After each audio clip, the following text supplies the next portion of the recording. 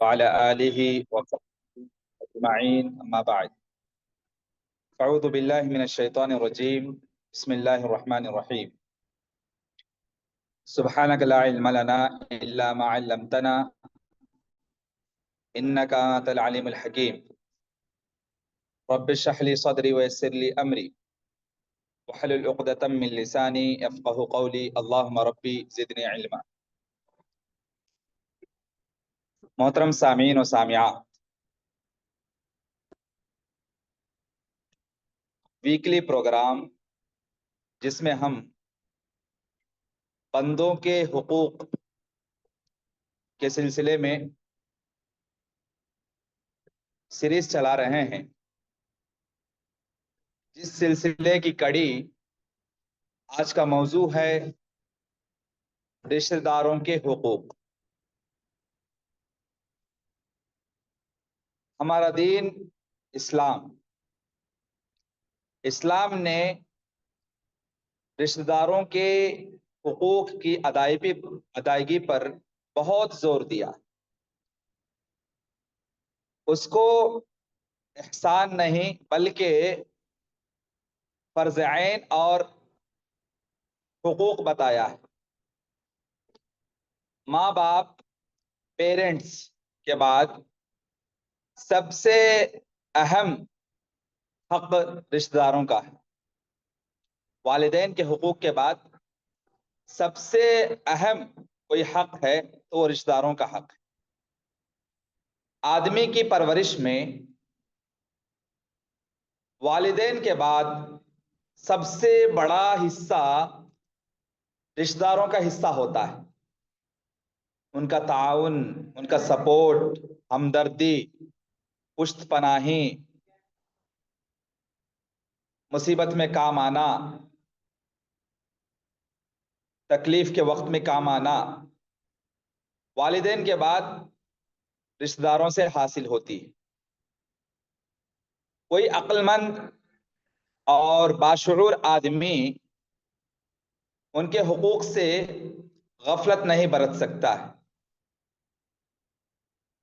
Actually بات یہ ہے کہ رشتہ داروں کے حقوق کی ادائیگی دراصل اللہ سبحانہ و تعالیٰ کی فرما برداری ہے، اور رشتہ داروں کے حقوق سے غفلت اللہ سبحانہ و تعالیٰ کی نافرمانی اور معصیت ہے۔ جیسا کہ اللہ سبحانہ و تعالیٰ کا ارشاد ہے، وَاتَّقُوا اللَّهَ الَّذِي تَسَاءَلُونَ بِهِ وَالْأَرْحَامَ إِنَّ اللَّهَ كَانَ عَلَيْكُمْ رَقِيبًا۔ سورہ نساء میں اللہ سبحانہ و تعالیٰ مومنوں سے خطاب کرتے ہوئے فرماتا ہے کہ اے مومنوں، اللہ سے ڈرتے ہوئے زندگی گزارو، اللہ سے ڈرو جس کے نام پر تم مہر و الفت کا سوال کرتے ہو، اور قرابت داری یعنی رشتہ داروں کے معاملے میں بے پرواہ نہ ہو جاؤ، اس معاملے کو اگنور مت کرو۔ یقین رکھو اللہ سبحانہ و تعالیٰ تم پر تمہارے اعمال کا نگران ہے، یعنی تم جو بھی معاملہ کر رہے ہو نا رشتہ داروں کے ساتھ، اس کو اللہ سبحانہ و تعالیٰ واچ کر رہا ہے، اس کو دیکھ رہا ہے، اور اس کا حساب لے گا اللہ سبحانہ و تعالیٰ۔ اللہ نگران ہے کا مطلب کیا ہے کہ اللہ سبحانہ و تعالیٰ جو بھی تم معاملات کر رہے ہو اپنے رشتہ داروں کے ساتھ، اس کو واچ کر رہا ہے، اس کو دیکھ رہا ہے، اور کل قیامت میں رشتہ داروں کے حقوق کی ادائیگی ہوئی یا نہیں، اس کے سلسلے میں ہر مومنین سے سوال ہونے والا ہے۔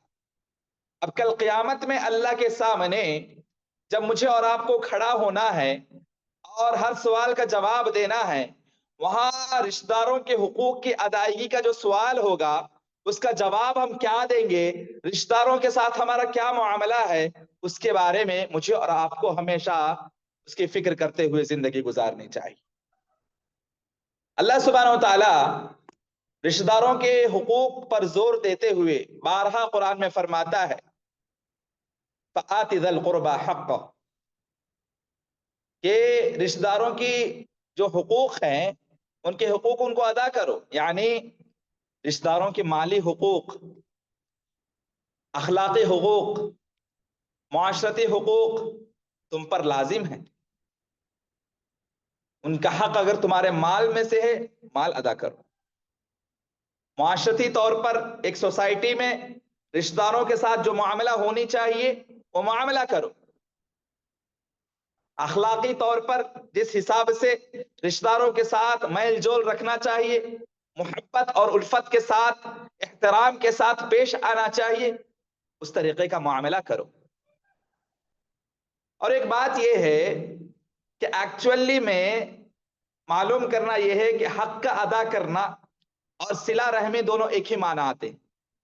رشتہ داروں کے جتنے بھی حقوق ہیں نا، ان حقوق کو ادا کرنا اس کا مطلب ہے صلہ رحمی کرنا. دونوں ایک ہی معنی ہے، ایک ہی چیز ہے، ایکول.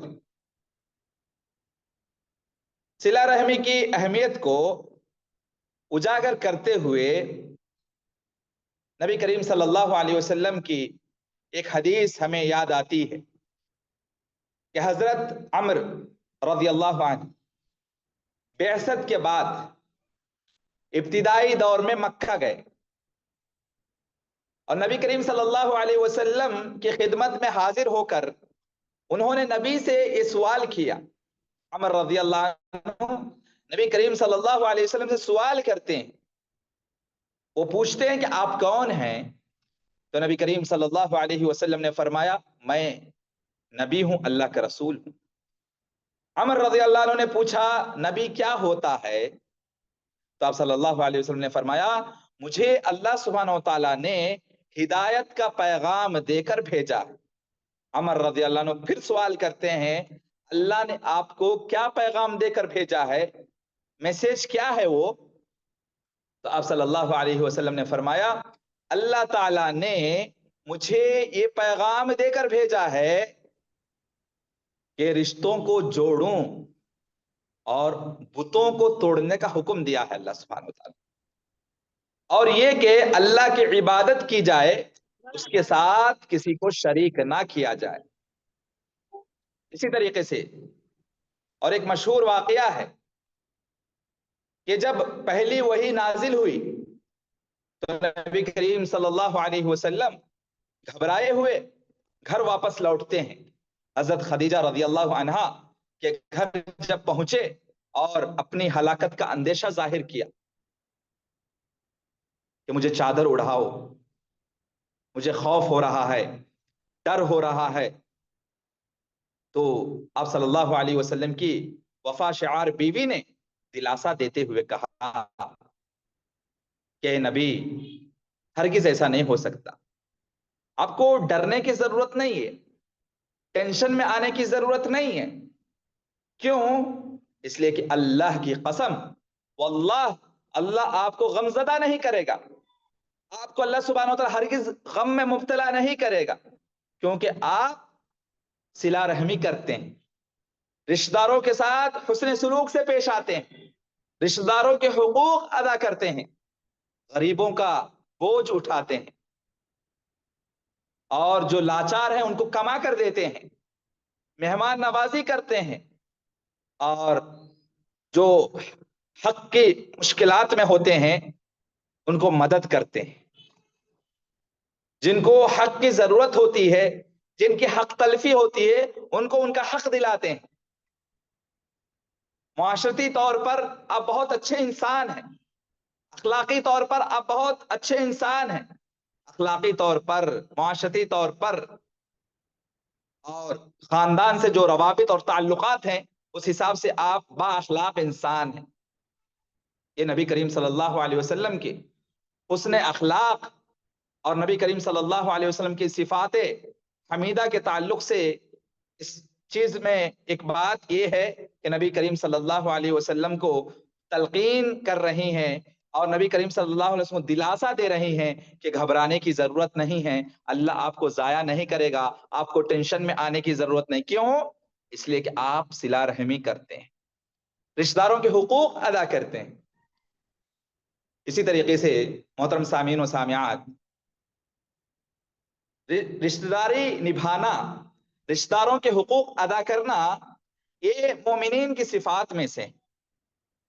اللہ سبحانہ و تعالی اہل ایمان کے امتیازی اوصاف کو ذکر کرتے ہوئے فرماتا ہے والذین یصلون ما امر اللہ به ان یوصل. سورہ رعد میں اللہ سبحانہ و تعالی فرماتا ہے کہ یہ مومنین وہ لوگ ہیں کہ اللہ نے جن رشتوں کو جوڑنے کا حکم دیا ہے وہ انہیں جوڑے رکھتے ہیں، وہ انہیں جوڑے رکھتے ہیں. اللہ سبحانہ و تعالیٰ رشتہ داری نبھانے کا حکم دیا ہے تو رشتہ داری نبھاتے ہیں. یہ مومنین کی صفات کا ذکر اللہ سبحانہ و تعالیٰ قرآن میں فرما رہا ہے. تو محترم سامعین و سامعات، پتہ چلا کہ قرآن اور احادیث کے روشنی میں کہ رشتہ داری نبھانا، رشتہ داری کاٹنا حرام ہے اور رشتہ داری نبھانا فرض عین ہے. اور اسی طریقے سے یہ جو صلہ رحمی ہے، یعنی رشتہ داری کے جو حقوق ہیں، رشتہ داروں کے جو حقوق ہے، رشتہ داری نبھانا، یہ اللہ سبحانہ و تعالیٰ سے خصوصی تعلق کا بہترین ذریعہ ہے. یعنی آپ رشتہ نبھاتے ہیں، آپ رشتہ داروں کے حقوق ادا کرتے ہیں تو اللہ سے آپ کا کنیکشن جڑ جاتا ہے. آپ کے زندگی میں رشتہ داروں کے جو حقوق ہیں، جتنا آپ اس کو ادا کرتے رہیں گے اللہ سے اتنا قریب ہوتے رہیں گے اور اللہ سبحانہ و تعالیٰ سے آپ کا تعلق اتنا مضبوط ہوتا رہے گا. نبی کریم صلی اللہ علیہ وسلم فرماتے ہیں، بخاری شریف کی حدیث ہے کہ رحم یعنی رشتہ داری، رحمان جو اللہ کی صفت ہے نا، اسماء و صفات میں سے رحمان ہے، اس سے نکلا ہے یہ ورڈ. اللہ تعالیٰ نے رحم سے کہا یعنی رشتہ داری سے کہا جو تجھے ملائے گا میں اسے ملاؤں گا اور جو تجھے کاٹے گا میں اسے کاٹ دوں گا. تو رشتہ داری کو جو جوڑتے ہیں اللہ سبحانہ و تعالیٰ سے ان کا کنیکشن ہوتا ہے، اور رشتہ داری کو جو توڑتے ہیں، رشتہ داری میں جو دراڑیں پیدا کرتے ہیں، اللہ سبحانہ و تعالیٰ سے ان کا تعلق ٹوٹ جاتا ہے، کٹ ہو جاتا ہے. تو سوال یہ ہے کہ اب یہ جانیں کہ ہماری زندگی میں ہمارا تعلق اللہ سے کتنا ہے، اللہ سے ہمارا رشتہ کتنا مضبوط ہے. اس کو جاننا چاہتے ہیں تو آپ رشتہ داری کس طریقے سے نبھا رہے ہیں وہ ایک بار سوچنے کی ضرورت ہے اس کے بارے میں کہ واقعی ہم رشتہ داری نبھا رہے ہیں، رشتہ داروں کے حقوق ادا کر رہے ہیں یا نہیں. کر رہے ہیں تو الحمدللہ صلہ رحمی کر رہے ہیں تو اللہ سے ہمارا رشتہ مضبوط ہے. اگر نہیں ہے تو سمجھ لیجئے اللہ سے ہمارا تعلق ٹوٹ چکا ہے. ضرورت اس بات کی ہے کہ رشتہ داری نبھائیں، رشتہ داروں کے حقوق ادا کرتے رہیں. ایک اور روایت میں حضرت ابو ہریرہ سے مروی ہے کہ رسول اللہ صلی اللہ علیہ وسلم نے فرمایا کہ جب اللہ سبحانہ و تعالیٰ نے مخلوق کو پیدا فرما کر فارغ ہوا، سارے مخلوق کو پیدا کر لیا، تو رحم نے کہا یعنی رشتہ داری نے کہا کہ اس آدمی کا مقام ہے جو قطع رحمی سے تیری پناہ میں آئے. اللہ تعالیٰ نے فرمایا ہاں، کیا تو اس بات پر راضی نہیں کہ میں اس سے تعلق جوڑوں جو تجھ سے تعلق جوڑے، اور اس سے قطع تعلق کر لوں، اس سے رشتہ توڑ لوں جو تجھ سے قطع تعلق کرے. جو رشتہ توڑ دے گا اللہ کا رشتہ اس سے ٹوٹ جائے گا، جو رشتہ کو جوڑے رکھے گا، رشتہ نبھائے رکھے گا، اللہ سبحانہ و تعالیٰ سے اس کا تعلق، اس کا رشتہ مضبوط رہے گا. اور اسی طریقے سے صلہ رحمی کی کیا اہمیت ہے، رشتہ نبھانے کی کیا اہمیت ہے، اس کے بارے میں نبی کریم صلی اللہ علیہ وسلم فرماتے ہیں کہ تمہیں قریبی رشتہ دار نہیں، دور کے رشتہ دار، ننیالی رشتہ دار، ددیالی رشتہ دار جو دور کے ہوتے ہیں، سگے نہیں بلکہ دور کے رشتہ دار، ان کے ساتھ بھی صلہ رحمی کے ساتھ پیش آؤ، ان کے حقوق کو بھی ادا کرو. اور اسی طریقے سے ابو ذر غفاری رضی اللہ عنہ سے روایت ہے کہ نبی کریم صلی اللہ علیہ وسلم نے فرمایا کہ تم عنقریب مصر فتح کرو گے، مصر فتح کرنے والے ہو، اور یہ ایسی سرزمین ہے مصر جہاں قیرات کا لفظ عام طور پر بولا جاتا ہے، بس تم اس کے باشندوں کے ساتھ اچھا سلوک کرنا. مصر میں جو رہنے والے ہیں، مصر کے جو باشندے ہیں، وہاں جو زندگی گزار رہے ہیں، ان کے ساتھ اچھا سلوک کرنا. اس لیے کہ ان کا ہمارے ساتھ ذمہ ہے، ذمہ دار رشتہ ہے۔ فرمایا کہ ایک تو ذمہ ہے، دوسرا سسرالی تعلق ہے ہمارا۔ مسلم شریف کی حدیث ہے، شارحین حدیث اس کے بارے میں لکھتے ہیں کہ رسول اللہ صلی اللہ علیہ وسلم نے جس رشتے کا حوالہ دیا مصر کے تعلق سے، مصر میں رہنے والوں کے تعلق سے جو رشتہ نبی کریم صلی اللہ علیہ وسلم اپنا رشتہ جوڑ رہے ہیں، تعلق پیدا کر رہے ہیں، وہ ام اسماعیل حضرت ہاجرہ علیہ السلام کا ان میں سے ہونا ہے۔ وہ مصر سے تعلق رکھتی تھی۔ اور اسی طرح سے سسرالی تعلق کا مطلب یہ ہے کہ رسول اللہ صلی اللہ علیہ وسلم کے صاحبزادے ابراہیم کی والدہ حضرت ماریہ قبطیہ کا انہی میں سے تعلق تھا، مصر کی رہنے والی تھی وہ۔ تو اس حساب سے نبی کریم صلی اللہ علیہ وسلم کے رشتہ دار ہوئے وہ لوگ مصر والے۔ اس لیے نبی کریم صلی اللہ علیہ وسلم ابو ذر غفاری رضی اللہ عنہ سے فرماتے ہیں کہ تم عنقریب مصر فتح کرو گے، اور یہ ایسی سرزمین ہے جہاں قیرات کا نام بولا جاتا ہے، تم اس کے باشندوں کے ساتھ، وہاں بسنے والوں کے ساتھ، وہاں زندگی گزارنے والوں کے ساتھ اچھا سلوک کرنا، ان کے ساتھ برا سلوک نہ کرنا۔ اسی طریقے سے رشتہ داری نبھانا، رشتہ داروں کے حقوق ادا کرنا، اس کی امپورٹنس اتنی ہے، اسلام میں اتنی اہمیت ہے کہ اسلام کہتا ہے کہ تمہارا رشتہ دار، تمہارا قرابت دار مشرک کیوں نہ ہو، شرک میں مبتلا کیوں نہ ہو، شرکی عمل کیوں نہ کرتا ہو، پھر بھی حسن سلوک کے ساتھ پیش آؤ، صلہ رحمی کے ساتھ پیش آؤ، مشرک رشتہ داروں کے حقوق بھی ادا کرو۔ حضرت اسماء رضی اللہ عنہا کہتی ہیں کہ جس زمانے میں آپ صلی اللہ علیہ وسلم کی قریش سے صلح تھی، اسی دوران میری ماں میرے پاس آئی۔ وہ اسلام کی طرف راغب نہیں تھی، اسلام میں میری ماں کا انٹرسٹ نہیں تھا، وہ مشرکہ تھی۔ میں نے آپ صلی اللہ علیہ وسلم سے سوال کیا، کیا میں اپنے ماں کے ساتھ صلہ رحمی کر سکتی ہوں؟ تو نبی کریم صلی اللہ علیہ وسلم نے فرمایا، ہاں اپنے ماں کے ساتھ صلہ رحمی کرو۔ بخاری شریف کی حدیث ہے، صحیح حدیث ہے۔ تو دیکھو نبی کریم صلی اللہ علیہ وسلم ماں کے تعلق سے، جبکہ ماں نبی کو پتا ہے کہ مشرکہ ہے، پھر بھی کہہ رہے ہیں کہ ماں ہے، رشتہ داری کا تعلق ہے، اس لیے صلہ رحمی کرو، ماں کے جو حقوق ہے وہ حقوق ادا کرو۔ سبحان اللہ، یہ اسلامی تعلیمات ہے رشتہ داروں کے حقوق کے تعلق سے۔ اور اسی طریقے سے صلہ رحمی کی فضیلت کے تعلق سے ایک مشہور حدیث ہے، نبی کریم صلی اللہ علیہ وسلم فرماتے ہیں، ابو ایوب انصاری رضی اللہ عنہ راوی حدیث ہیں کہ ایک شخص نے کہا، اے اللہ کے رسول، مجھے ایسا عمل بتا دیجئے جو مجھے جنت میں لے جائے گا اور جہنم سے دور کر دے گا۔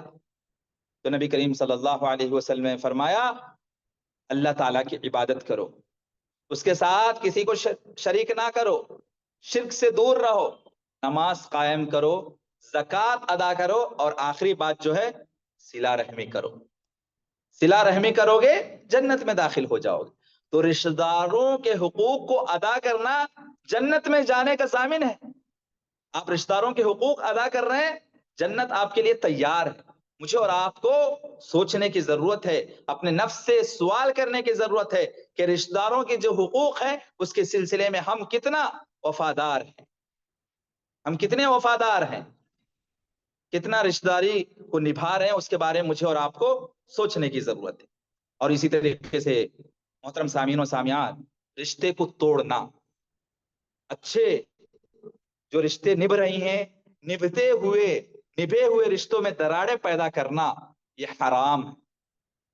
جس طریقے سے صلہ رحمی کرنا فرض عین ہے، ضروری ہے، حقوق ہے، اسی طریقے سے رشتہ داری کو توڑنا حرام کام ہے۔ قرابت کا حق ادا نہ کرنا، قطع رحمی کرنا، رشتے کو توڑ لینا، یہ جو ہے فاسق کا کام ہے، فاجر کا کام ہے، گنہگار کا کام ہے، کبیرہ گناہ ہے۔ اللہ سبحانہ وتعالیٰ سورہ بقرہ میں فرماتا ہے، الذین ينقضون عہد اللہ من بعد میثاقہ ويقطعون ما امر اللہ به ان یوصل ويفسدون فی الارض اولئک هم الخاسرون۔ وہ گمراہ نہیں کرتا مگر انہی لوگوں کو جو فاسق ہو گئے ہیں. فاسق لوگ گمراہ ہو گئے ہیں. اللہ سبحانہ وتعالیٰ کسی کو اپنے جانب سے گمراہ نہیں کرتا، بلکہ جو گنہگار ہیں، جو فاسق ہیں، جو فاجر ہیں، وہ اپنے آپ کو گمراہ کر لیتے ہیں، اپنے آپ کو گمراہی کے راستے پر لے جاتے ہیں. جو احکام الہی کی اطاعت کا عہد کر کے، یعنی میں اطاعت گزار بندہ بنوں گا، میں قرآن و حدیث کی روشنی میں زندگی گزاروں گا، اس کا عہد کر لیا، وعدہ کر لیا اللہ سے، لیکن پھر اس وعدہ کو توڑ دیتا ہے، وعدہ خلافی کرتا ہے اللہ کے ساتھ. اور اللہ سبحانہ و تعالی جن رشتوں کو جوڑنے کا حکم دیا ہے اسے کاٹتا ہے، اسے کاٹنے میں جھجک محسوس نہیں کرتا، شان سے رشتوں کو کاٹتا ہے، بے باک ہے رشتوں کو کاٹنے میں، اور ملک میں فساد پھیلاتا ہے. یہی وہ لوگ ہیں جن کے لیے سراسر نامرادی ہے، نقصان ہے. یہ لوگ خسارے اٹھانے والوں میں سے، گھاٹے اٹھانے والوں میں سے، یعنی قیامت میں ان کے لیے خسارہ ہی خسارہ ہے. کون؟ جو اللہ کی اطاعت اور فرما برداری نہیں کرتے، جو اللہ کی بات نہیں مانتے، قرآن و حدیث کی روشنی میں زندگی نہیں گزارتے، اور زمین میں فساد پھیلاتے ہیں اور قطع رحمی کرتے ہیں، رشتے کو توڑتے ہیں، بنی ہوئی رشتے کو اور بنانے کے بغیر اور توڑتے ہیں، دراڑیں پیدا کرتے ہیں. ایسے لوگ گمراہ ہیں اور ایسے لوگوں کا ٹھکانہ جہنم ہے. مجھے اور آپ کو اس کے بارے میں سوچنی چاہیے کہ کہیں ہماری وجہ سے کسی کا رشتہ تو نہیں ٹوٹتا. اسی طریقے سے اگر ہم رشتے کو توڑتے ہیں ہماری بات کی وجہ سے، ہماری زبان کی وجہ سے، ہماری چال کی وجہ سے، ہماری بول کی وجہ سے، ہماری چغلی کی وجہ سے، ہماری غیبت کی وجہ سے، ہماری پلاننگ کی وجہ سے، ہماری سازش کی وجہ سے کسی کا نبھتا ہوا رشتہ ٹوٹ جاتا ہے تو پھر اللہ ناراض ہو جاتا ہے، اور یہ اللہ کے غضب کا باعث ہے. اللہ کو غصہ آتا ہے اور اس کی دنیا اور آخرت برباد ہو جاتی. والذین ينقضون عهد الله من بعد ميثاقه ويقطعون ما امر الله به ان يوصل ويفسدون في الارض اولئك لهم اللعنه ولهم سوء الدار. اللہ اکبر. جن لوگوں کا حال یہ ہے کہ اللہ کے ساتھ وعدہ خلافی کرتے ہیں، اللہ سے وعدہ کرنے کے بعد کہ میں عبادت کروں گا اور وہ عبادت سے اعراض کرتے ہیں، اللہ کے احکامات سے منہ موڑ لیتے ہیں، اللہ کے احکامات سے اعراض کرتے ہیں، اور جو رشتہ داری کا حکم ہے کہ رشتہ نبھاؤ، رشتے کو قائم کرو، اسے توڑتے ہیں، رشتہ داری کو کٹ کرتے ہیں، رشتہ داری میں دراڑیں پیدا کرتے ہیں، تو پھر اور اسی طریقے سے ملک میں فساد برپا کرتے ہیں، تو ایسے ہی لوگ ہیں، ان کے لیے لعنت ہے. اللہ اکبر. اور ان کے لیے برا ٹھکانہ ہے، جہنم کا ٹھکانہ ہے. ماؤں بہنوں ذرا سوچو کہ ہماری زندگی میں ہماری بولی کی وجہ سے، ہماری بات چیت کی وجہ سے، ہماری پلاننگ کی وجہ سے، ہماری سازش کی وجہ سے، ہماری چغلی کی وجہ سے، ہماری غیبت کی وجہ سے کہیں کسی کا سنورتا ہوا گھر بگڑ تو نہیں جا رہا؟ سوچنے کی ضرورت ہے. کیونکہ اکثر دیکھا جاتا ہے سوسائٹی میں، معاشرے میں رشتہ داریاں جو بگڑتی ہیں نا، سنورتی ہوئی رشتہ داری جو بگڑتی ہیں، اکثر اس میں دیکھیں گے عورتیں ملوث ہوتی ہیں. الیاذ باللہ. اللہ کی پناہ. ہوشیار ہونے کی ضرورت ہے، غفلت کی نیند سے بیدار ہونے کی ضرورت ہے. ہم سمجھتے ہیں کہ رشتہ توڑ لی، ہم سمجھتے ہیں کہ کسی کا رشتہ ٹوٹ گیا، خوش ہو جاتے ہیں، خوش فہمی میں ہوتے ہیں. اللہ کی لعنت برستی ہے اور جہنم ٹھکانہ ہے وہ عورتیں جو دوسروں کے رشتے توڑتی ہیں. ساس بہو کے درمیان دراڑیں پیدا کرنا، بھابھی اور نند کے درمیان دراڑیں پیدا کرنا، شوہر بیوی کے درمیان نفرتیں پیدا کرنا، یہ سب جو کام کرتی ہیں عورتیں، چاہے مرد ہوں یا عورتیں، جو پلاننگ کرتی ہیں، سازشیں رچتی ہیں اور سنورتے ہوئے رشتوں کو توڑتی ہیں، اللہ کی لعنت ان پر برستی ہے. اللہ کا لعنت کا برسنے کا مطلب کیا ہے جی؟ کہ ہمارے کیے ہوئے اعمال برباد ہو جاتے ہیں. اللہ اس عمل کو، ایک طرف جو ہے گھر میں رشتے توڑ رہے ہیں اور دوسری طرف 5 وقت کی نماز کی پابندی کر رہے ہیں، نماز قبول نہیں ہونے والا. کیوں؟ لعنت برس رہی ہے آپ کے اوپر. آپ چاہے کتنے بھی نیک اعمال کر لیں سارے اعمال برباد ہو جائیں. کیوں؟ اللہ کی لعنت آپ پر برس رہی ہے. آپ نے کیا کیا ہے؟ کیا یہ ہے کہ حرام کام کیا ہے, گناہ کا ارتکاب کیا ہے, فسق و فجور کا کام کیا ہے, رشتے کو توڑا ہے آپ نے.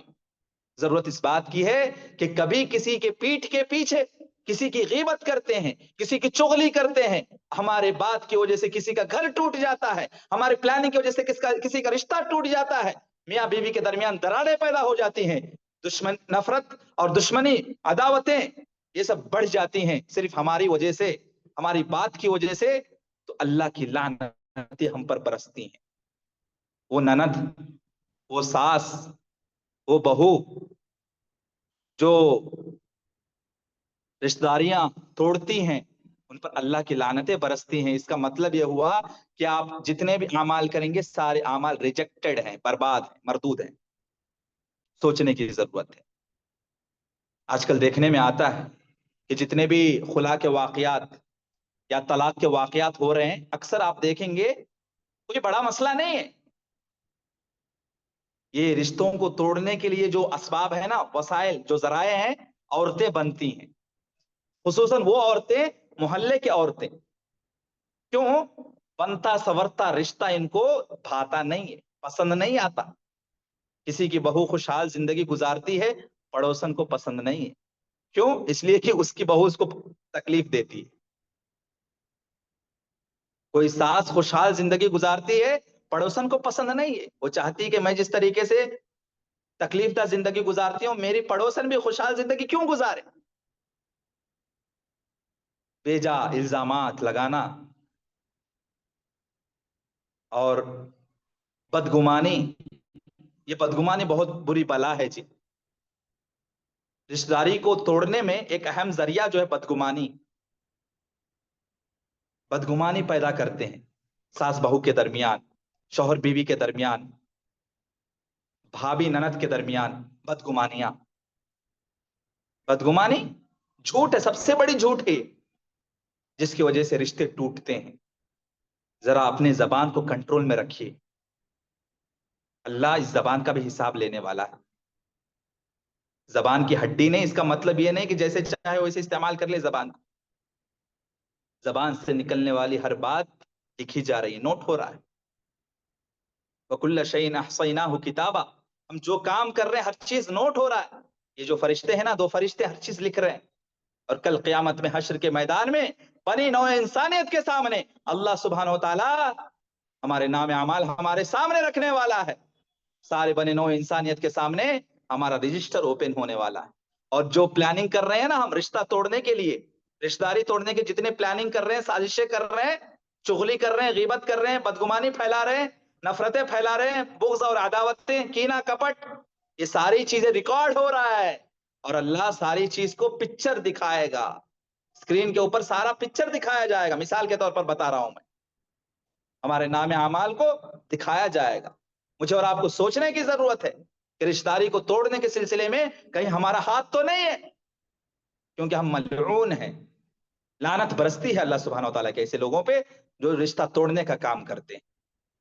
اب ذرا سوچئے جی, عورتیں جو ہے کتنی محلے کی عورتیں ہیں جو رشتہ جوڑنے کا کام کرتی ہیں, اکثر توڑنے کا ہی کام کرتی ہیں. اللہ ماشاء اللہ, جو اللہ والی ہیں اللہ محفوظ رکھے, اکثر توڑنے کا ہی کام کرتی ہیں. کیوں؟ خوشحال گھرانہ دیکھنا پسند نہیں کرتی. خوشحال گھرانہ دیکھنا پسند نہیں کرتی, پھاتا نہیں ہے اس کو. یہ خود پریشان ہے نا, پڑوسن کو بھی دیکھنا چاہتی ہے کہ وہ بھی پریشان ہو, خوشحال زندگی نہ گزارے وہ. ماں اور بہنوں, سوچنے کی ضرورت ہے, فکر کرنے کی ضرورت ہے, کہیں آپ ملعون نہ قرار دیے جائیں, اللہ کی لعنت آپ پر نہ برس رہی ہوں. سوچئے ذرا کہ کہیں آپ کی بولی کی وجہ سے, آپ کی بات چیت کی وجہ سے کسی کا رشتہ تو نہیں ٹوٹتا. نبی کریم صلی اللہ علیہ وسلم نے فرمایا, بخاری شریف کی حدیث ہے, لا يدخل الجنت قاطع, کہ رشتہ توڑنے والا جنت میں داخل نہیں ہوگا. اللہ اکبر. ہم اپنے ہاتھ سے اپنے جنت کو دور کر رہے ہیں. بد نصیب ہے وہ آدمی, بد نصیب ہے وہ عورت جو رشتہ توڑنے کی وجہ سے جنت سے دور ہو رہی ہے. مجھے اور آپ کو اپنے نفس میں جھانکنے کی ضرورت ہے, اپنے نفس کی اصلاح کرنے کی ضرورت ہے.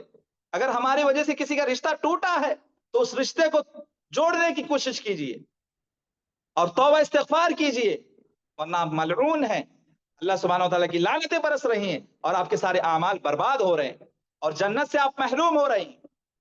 सोचने की जरूरत है। अब हुकूक क्या है, क्या हुकूक हैं, कैसे हुकूक हम उनको देंगे? अभी तक जो है फजीलतें बयान की मैंने, रिश्तेदारी निभाने की अहमियतें बयान की, रिश्ते को तोड़ने की मजम्मत बयान की। अब जरा सरसरी तौर पर हुकूक क्या है, मोटी मोटी बातें मैं बयान, वक्त के लिहाज से, वक्त का जो तकाजा है उस हिसाब से मैं थोड़ा आगे चलने की कोशिश करता हूं। सबसे पहला हक जो है रिश्तेदारों का, वो है हुस्ने मुआमला का हक, उनके साथ हुस्ने सलूक के साथ पेश आना। बोली बोले तो मीठी बात बोले, जैसा नजर आए कि शीरी टपक रही, मीठी बात, मीठी बोली, कड़वाहट नहीं होनी चाहिए बातचीत में। आप अगर मीठी बोली बोलना चाहती है बोलिए, वरना खामोश रहिए। आपके बोली में, बोल चाल में कड़वापन नहीं, कड़वाहट नहीं होनी चाहिए। आपके बोल चाल से किसी का दिल नहीं ठेस नहीं पहुंचना चाहिए। और इसी तरीके से जो रिश्ता तोड़ते हैं, बदसलूकी का काम करते हैं, तो फिर वो गुनाह का काम कर रहे हैं। उनके साथ, रिश्तेदारों के साथ हमेशा हुस्ने सलूक के साथ अच्छा बर्ताव करना चाहिए। नबी करीम सल्लल्लाहु अलैहि वसल्लम ने फरमाया कि सिला रहमी करने वाला वो नहीं जो सिला रहमी के बदले सिला रहमी करे, बल्कि असल सिला रहमी करने वाला वो है जब उससे कोई दूर भागता हो तो उसे जोड़ने की कोशिश करे। ये असल सिला रहमी। सिला रहमी ये नहीं कि आपके साथ वो एहसान करता है तो आप भी एहसान का बदला एहसान के साथ दें, वो भी अच्छा सलूक कर रहा है, आप भी अच्छा सलूक कर रहे हैं, ये तो होना चाहिए। लेकिन असल सिला रहमी ये है कि वो रिश्तेदार जो आपसे दूर भाग रहा है, जो आपसे अपना रिश्ता तोड़ने की कोशिश कर रहा है, उनको जोड़ने की कोशिश कीजिए। और रिश्ते को जोड़ने का असल नुस्खा क्या है मालूम? सलाम को आम करना, सलाम को आम करना। जरा अपने नफ्स को टटोलिए, अपने नफ्स को झिझोड़िए और जरा गौर करें कि हमारी जिंदगी में कितने भाई बहन हैं जिनसे हमने रिश्ते को तोड़े रखा है। साल साल गुजर जाते हैं लेकिन हम बातचीत नहीं करते। माँ अपने बेटे से नफरत करती है, भाई दूसरे भाई से नफरत करता है, भाई अपने बहन से सालों साल हो गया बातचीत नहीं करता। सिर्फ छोटी सी मिसअंडरस्टैंडिंग, एक इख्तिलाफ की वजह से रिश्ता तोड़े हुए है। ये गुनाह का काम कर रहे हैं, ये कोई अच्छा काम नहीं है। अपने भाई से, अपने बहन से, अपने माँ से, अपने बाप से, अपने रिश्तेदार से बातचीत बंद करना, ये गुनाह का काम है, ये फिस्को फुजूर का काम है। नबी करीम सल्लल्लाहु अलैहि वसल्लम फरमाते हैं कि असल में सिला रहमी वो है जो आपसे दूर भागता है उसे जोड़ें, उसे करीब लाएं। और करीब लाने का बेहतरीन जरिया है सलाम को आम करें, मुसाफा करते रहें, हंसते हुए चेहरे के साथ मिलें। ये सब कहाँ है जी हमारे पास? एक मिसअंडरस्टैंडिंग हो जाए, वो भी कैसी मिसअंडरस्टैंडिंग मालूम? गलती से उस भाई ने अपने बेटे की शादी में मेरे घर के आकर, मेरे घर के चौखट पे आकर मुझे दावत नहीं दी, ये है गलती। कौन सी गलती है जी ये? लेकिन उस भाई से वो बहन बात करना छोड़ देती, उस बहन से भाई इसलिए बात करना छोड़ देता है कि कोई छोटा सा एक मिसअंडरस्टैंडिंग, बस इख्तिलाफ, उसका कोई मसला ही नहीं होता है लेकिन उसको बड़ा मसला बना लेते हैं। देखने में आता है मुआशरे में कि उसकी लाश उठाई जाती है, तदफीन के वक्त में भी भाई भाई का चेहरा नहीं देख पाता। नऊज़ु बिल्लाहि मिन ज़ालिक। कितना फिस्को फुजूर में पड़ा हुआ है वो बंदा कि उसकी लाश उठाई जा रही है। बंदा इतना नफरत करता है अपने सगे भाई से कि उस मैयत को भी देखना पसंद नहीं करता। ऐसे हमारे मुआशरे में, सोसाइटी में ऐसी मिसालें भी मौजूद हैं। अल्लाह की पनाह हो, अलियाद बिल्लाह। तो जरूरत इस बात की है कि रिश्तेदारों के साथ हुस्ने सुलूक के साथ पेश आए। हुस्ने सलूक का मतलब क्या है जी? उनकी जरूरत के वक्त उनकी जरूरत को पूरी करें, उनकी तंगदस्ती है उनकी तंगदस्ती को दूर करें, फाइनेंशियल इश्यूज है उसको दूर करें, फाइनेंशियल प्रॉब्लम में है, तंगदस्ती में है, पैसों की जरूरत है, अल्लाह सुब्हानहू व तआला आपको पैसा दिया, पैसे के जरिए मदद कीजिए।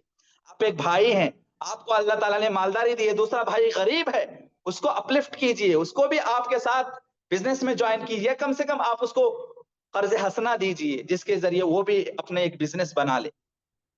کوئی ہاسپٹل میں ایڈمٹ ہے، جا کے ان کے ساتھ جو ہے اچھا برتاؤ کیجئے، خیر خیریت پوچھئے. آپ کا بھائی ہاسپٹل میں ایڈمٹ ہے، پتہ نہیں اس کے گھر والے کیسی زندگی گزار رہے ہیں، 2 وقت کی روٹی ان کو نصیب ہے یا نہیں، اس کے بارے میں سوچئے.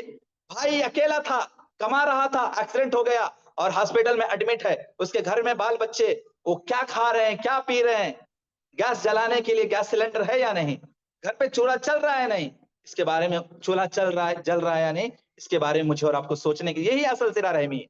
ضرورت پر ان کا ساتھ دینا، سپورٹ کرنا، یہ حسن سلوک ہے. ایک آدمی نبی کریم صلی اللہ علیہ وسلم کے پاس آتا ہے اور سوال کرتا ہے، اللہ کے رسول میرے کچھ رشتہ دار ہیں، میں ان سے تعلق جوڑنا چاہتا ہوں، وہ مجھ سے دور بھاگتے ہیں. میں تعلق جوڑنا چاہتا ہوں، وہ مجھ سے دور بھاگ رہے ہیں. تعلق توڑنا چاہتے ہیں، میں ان سے نرمی سے پیش آتا ہوں، بردباری سے پیش آتا ہوں، اچھا سلوک کرتا ہوں، لیکن میرے ساتھ وہ جہالت کا کام کرتے ہیں، نادانی کا معاملہ کرتے ہیں، برا سلوک کرتے ہیں. اب صلی اللہ علیہ وسلم نے فرمایا اگر معاملہ ایسا ہی ہے جیسا تم کہہ رہے ہو کہ تم حسن سلوک کے ساتھ پیش آتے ہو، وہ تمہارے ساتھ بدسلوکی کرتا ہے، تم اچھا معاملہ کرتے ہو، وہ برا معاملہ کرتا ہے، اگر تم جو کہہ رہے ہو وہ سچ ہے، تو گویا تم نے ان کے منہ میں گرم راکھ ڈال رہے ہو، اور ان کے مقابلے میں اللہ کی طرف سے ایک مددگار ہمیشہ تمہارے ساتھ رہے گا جب تک تمہارا ان کے ساتھ یہی سلوک رہے گا. یعنی ایک بھائی ہے، آپ سے وہ رشتہ توڑنا چاہتا ہے، آپ جوڑنے کی کوشش کر رہے ہیں. وہ آپ کے گھر میں نہیں آنا چاہتا، آپ کو ان کے گھر میں جاتے ہیں، ہاں ان کے گھر میں جاتے ہیں، گفٹ دیتے ہیں، دعوت پہ بلاتے ہیں، ہاں سلام مصافحہ معانقہ کرتے ہیں، ان کے گھر والوں کا دیکھ بھال کرتے ہیں، اچھا کام کر رہے ہیں. ان کو جب ضرورت ہوتی ہے، یعنی بیمار ہیں تو بیمار پرسی کرتے ہیں، عیادت کرتے ہیں، پیسے دیتے ہیں، فائنینشیل ایشو سے تو اس کو حل کرتے ہیں، ہر طرح سے آپ اچھا کر رہے ہیں. لیکن آپ کو جب ضرورت ہوتی ہے وہ سپورٹ نہیں کرتا، آپ کو برا بھلا کہتا ہے، آپ کے پیچھے آپ کی غیبت کرتا ہے. پھر بھی حق یہ ہے کہ آپ اس کے ساتھ حسن سلوک کے ساتھ پیش آئیں. اسی طریقے سے سب سے بڑا حق اور سب سے اہم حق رشتہ داروں کا یہ ہے کہ ان کو دین سے جوڑنا، رشتہ داروں میں دعوت دین کا کام کرنا، یہ سب سے بڑا حق ہے کہ اپنے رشتہ دار جو شرک کے دلدل میں پھنسے ہوئے ہیں، گمراہی کے دلدل میں پھنسے ہوئے ہیں، گمراہی کے راستے پر چل رہے ہیں، بدعت کا کام کر رہے ہیں، خرافات میں ملوث ہیں، ایسے لوگوں کو صراط مستقیم پر لانا، یہ سب سے بڑا حق ہے کہ ان کو جہنم کی آگ سے بچانا. سب سے بڑا حق ہے کہ پورے اخلاص اور ہمدردی کے ساتھ جہنم کی آگ سے بچانے کی فکر کریں. یہ دعوت دین کا کام رشتہ داروں میں کرنا، اس لیے کہ اللہ سبحانہ وتعالی فرماتا ہے یا ایھا الذین آمنوا قوا انفسکم واہلیکم نارا، کہ ایمان والو پہلے اپنے نفس کو جہنم کی آگ سے بچانے کی فکر کرو، اس کے بعد فیملی ممبرز کو بھی جہنم کی آگ سے بچانے کی فکر کرو. آپ نماز کے پابند ہیں، آپ کا سگا بھائی نماز نہیں پڑھتا ہے، فیملی ممبر میں ہے نا، وہ بھی اس کو نماز کی تلقین کیجئے، جب تک وہ نماز کا پابند نہ ہو جائے تب تک نماز کی تلقین کرتے رہے. آپ نمازی ہیں، آپ کی بہن نمازی نہیں ہے، اس کو نمازی بنانے تک آپ کی ذمہ داری ہے، آپ ان کو نصیحت کرتے رہے، جہنم کی آگ سے بچانے کی فکر کریں. اور یہ جو ہے تمام انبیاء کا مشن تھا، یہ دعوتی مشن ہے انبیاء کا. انبیاء کرام اپنے نسبی و نسلی رشتہ داروں اور ابنائے قوم کو اللہ کا پیغام پہنچاتے تھے، دین کی دعوت کرتے تھے. اپنے بھائیوں کو متکبرانہ رویے کے جواب میں کہا ابلغکم رسالات ربی وانصح لکم واعلم من اللہ ما لا تعلمون. سورہ اعراف میں اللہ سبحانہ وتعالی فرماتا ہے کہ میں تمہیں اپنے پروردگار کا پیغام پہنچاتا ہوں اور نصیحت کر رہا ہوں، اللہ کی طرف سے اس بات کا علم رکھتا ہوں جو تمہیں معلوم نہیں ہے. رسول اللہ صلی اللہ علیہ وسلم پر جب اللہ سبحانہ وتعالی نے یہ ذمہ داری سونپی وانذر عشیرتک الاقربین کہ نبی آپ جائیے اپنے رشتہ داروں کو جہنم کی آگ سے ڈرائیے، تو نبی کریم صلی اللہ علیہ وسلم کے بارے میں ہمیں پورا واقعہ معلوم ہے کہ صفا پہاڑی پر جاتے ہیں اور اپنے جتنے بھی قبیلے والے ہر قبیلے کے نام سے اپنے رشتہ داروں کو بلاتے ہیں، اے بنو عبد شمس، اے بنو کعب، اے بنو لوا، اے اپنے نفسوں کو آگ سے بچاؤ. اے بنو ہاشم اپنے آپ کو آگ سے بچانے کی فکر کرو، اے بنو عبد المطلب اپنے آپ کو آگ سے بچانے کی فکر کرو، اے فاطمہ بنت محمد اپنے آپ کو آگ سے بچانے کی فکر کرو، اس لیے کہ میں اللہ کی طرف سے تمہارے لیے کسی چیز کا اختیار نہیں رکھتا سوائے اس کے کہ تمہارے ساتھ رشتہ داری ہے جسے میں دنیا میں ملحوظ رکھوں گا۔ اور اسی طریقے سے رشتہ داروں کے مالی حقوق ہیں۔ مالی حقوق کا مطلب کیا جی؟ کہ شریعت اسلامیہ ہر خاندان کے خوشحال افراد کو، مالدار افراد کو اس بات کا ذمہ دار قرار دیتی ہے کہ وہ اپنے خاندان کے لوگوں کو بھوکا ننگا نہ چھوڑے۔ اس کی نگاہ میں معاشرے کی اس سے بدتر حالت کوئی نہیں ہے کہ اس کے اندر ایک آدمی عیش کر رہا ہے، مستی کر رہا ہے، اور اسی کے خاندان کا دوسرا بھائی بند روٹی کپڑے تک کا محتاج ہے۔ وہ خاندان کو معاشرے کا ایک اہم حصہ قرار دیتی ہے اسلام، اور یہ اصول پیش کرتی ہے کہ ہر خاندان کے خوشحال افراد، مالدار افراد، تونگر افراد پر پہلا حق ان کے لیے اپنے غریب رشتہ داروں کا حق ہے، مالی تعاون کرے، فائنینشیل سپورٹ کرے، پھر دوسروں کے حقوق ان پر عائد ہوتے ہیں۔ اور ہم دیکھتے ہیں معاشرے میں کہ اپنے رشتہ دار جو مسکین ہے، غریب ہے، ان کے بارے میں ہماری کوئی پرواہ نہیں ہوتی ہے، ان کے بارے میں ہم نہیں سوچتے ہیں، لیکن سوشل ویلفیئر کے نام پہ باہر جا کے پیسے لٹاتے ہیں۔ یہ منہج سلف نہیں ہے، بلکہ حقوق کی ادائیگی یہ ہے کہ اللہ سبحانہ وتعالیٰ نے آپ کو مالداری دی ہے، حق ادا کرنا چاہتے ہیں تو پہلے جو آپ کے قریبی رشتہ دار یا دور کے رشتہ دار میں جو مسکین ہے، غریب ہے، ان پر خرچ کریں، یہ ان کا زیادہ حق ہے، اور ایسا کریں گے تو ڈبل اجر ملے گا، ایک صلہ رحمی کا اجر اور ایک صدقہ و خیرات کا اجر۔ اس لیے قرآن کریم جگہ جگہ قریبی رشتہ داروں پر انفاق کا حکم دیتا ہے، قریبی رشتہ داروں پر خرچ کرنے کا، مال کو خرچ کرنے کا حکم دیتا ہے، اور سارے لوگوں کے ساتھ انصاف کے ساتھ احسان کا معاملہ کرنے کا حکم دیتا ہے، اور انفاق کا حکم دیتا ہے۔ ان اللہ یامر بالعدل والاحسان وایتاء ذی القربى۔ مسلمانوں، اللہ حکم دیتا ہے کہ ہر معاملے میں انصاف کرو، سب کے ساتھ انصاف کرو، بھلائی کا کام کرو، اور رشتہ داروں کے ساتھ حسن سلوک کرو۔ ماں باپ کے بعد ہمارے قریبی رشتہ داری ہماری مالی امداد کے زیادہ حقدار ہیں، ماں باپ کے بعد زیادہ حقدار ہمارے مال کے ہمارے رشتہ دار ہیں۔ يسألونك ماذا ينفقون قل ما انفقتم من خير فللوالدين والاقربين۔ سورہ بقرہ میں اللہ سبحانہ وتعالیٰ فرماتا ہے، اے پیغمبر، تم سے لوگ دریافت کرتے ہیں، سوال کرتے ہیں کہ خیرات کے لیے خرچ کریں تو کیا کریں، کس کو خرچ کریں، کس پر خرچ کریں؟ تو ان سے کہہ دو کہ جو کچھ بھی تم اپنے مال میں سے نکال سکتے ہو نکالو، تو اس کے مستحق تمہارے والدین ہیں، اور اس کے بعد تمہارے رشتہ دار ہیں۔ تو ہمارے صدقہ و خیرات کے سب سے پہلے جو مستحق ہیں وہ، یا ہمارے مال کے مالی تعاون کے سب سے پہلے فائنینشیل سپورٹ کے جو حقدار ہیں وہ ہمارے رشتہ دار ہیں۔ والدین کے بعد، پیرنٹس کے بعد ہمارے ریلیٹیوز ہیں۔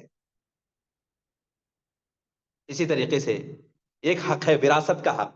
یہاں تو بہت حق تلفی ہوتی ہے جی، وراثت کا معاملہ بڑا پیچیدہ معاملہ ہے، انہیریٹنس جو بھی پراپرٹی کا مسئلہ ہے، بڑا پیچیدہ مسئلہ ہے یہ، اکثر جو ہے حق تلفی ہوتی ہے، یہاں تک کہ علماء کرام بھی اس میں حق تلفی کرتے ہیں، بھائی کے حق تلفی کرتے ہیں، یا بہن کو صحیح سے حقوق ادا نہیں کرتے، اللہ ماشاء اللہ، اللہ بچائے۔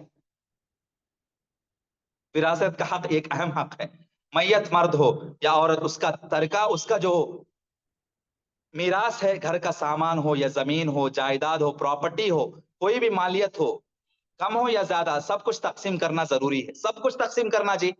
والدین گزر جانے کے بعد بھائی بہنوں میں اس میت، چاہے وہ مرد ہو یا عورت ہو، ماں ہو یا باپ ہو، اس کے میراث میں چاہے گھر کا سامان ہو، زمین ہو، جائیداد ہو، پراپرٹی ہو، بینک بیلنس ہو، ہر چیز تقسیم کرنا ہے بھائی بہنوں میں۔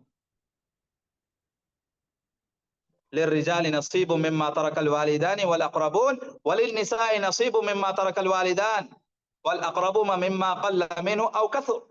سورہ نساء میں اللہ سبحانہ وتعالیٰ فرماتا ہے کہ ماں باپ اور رشتہ داروں کے طریقے میں، یعنی ان کے میراث میں تھوڑا ہو یا بہت لڑکوں کا حصہ ہے، اور اسی طرح ماں باپ اور رشتہ داروں کے میراث میں سے لڑکیوں کا بھی حصہ ہے، حقدار ہونے کے لحاظ سے یہ دونوں برابر ہے، حق تلفی نہیں کرنا ہے، ناانصافی نہیں کرنا ہے۔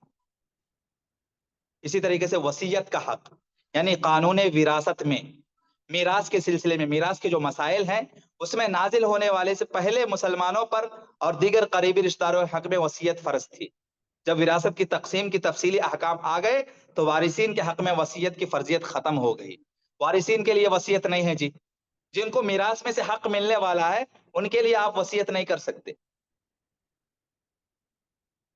اسی طریقے سے حق کفالت، حق کفالت ایک ہے رشتہ داروں کے حق میں سے، کہ ایک حق کفالت یہ بھی ہے کہ جس کا مطلب ہے کہ خاندان کے یتیم بچے، بے سہارا، معذور افراد، خواتین کی کفالت کا ذمہ دار قریبی رشتہ دار ہوتا ہے۔ قریبی رشتہ دار کو ذمہ داری اٹھانا ہے کہ خاندان کا یتیم بچہ ہو، بے سہارا بچہ ہو، معذور بچہ ہو، معذور افراد ہو اور بیوہ خواتین ہو، کفالت کا ذمہ ان کے قریبی رشتہ دار اٹھائے گا۔ چنانچہ شوہر پر بیوی کی، بیٹے پر والدین کی، باپ پر اولاد کی کفالت فرض ہے۔ اگر باپ نہ ہو تو بڑا بھائی، اگر بالغ ہو تو وہ، ورنہ دادا، چچا، اس کے بعد درجہ بدرجہ قریبی رشتہ دار مردوں پر کفالت فرض ہے۔ خاوند یعنی شوہر یا بیٹا نہ ہونے کی صورت میں عورت کی کفالت اس کے باپ، بھائی یا قریبی رشتہ دار جو صاحب حیثیت ہے وہ عورت کا کفیل بنے گا۔ اگر کوئی عورت صاحب حیثیت ہے یعنی مالدار ہے تو اس پر بھی اپنے خاندان کے مالی لحاظ سے کمزور لوگوں کی معاشی ضروریات کو پورا کرنا صلہ رحمی کا تقاضا، یعنی وہ بیوہ ہے لیکن مالدار ہے، اس پر ضروری ہے کہ اس کے شوہر کے جو رشتہ دار ہیں جو غریب اور مسکین ہیں ان پر وہ خرچ کرے۔ اسی طریقے سے حق ولایت، حق ولایت رشتہ داروں میں ایک حق ہے کہ لڑکیوں کی کفالت کے علاوہ ان کی تعلیم، لڑکیوں کی تربیت، ان کے ہر قسم کے اخراجات بشمول نکاح، ان کے تمام امور کا ذمہ دار باپ ہے۔ باپ نہ ہو تو دادا ہے اس کا ذمہ دار، اس لڑکی کی کفالت کا، اس لڑکی کی تعلیم کا، اس لڑکی کی تربیت کا، اس کا بھائی ہے ذمہ دار، بھائی نہیں ہے تو اس کا چچا ہے اس کا ذمہ دار، اس طریقے سے قریبی رشتہ دار مرد اس کے ذمہ دار ہے۔ بہرحال یہ چند حقوق تھے جو اسلام نے رشتہ داروں کے بتائے ہیں۔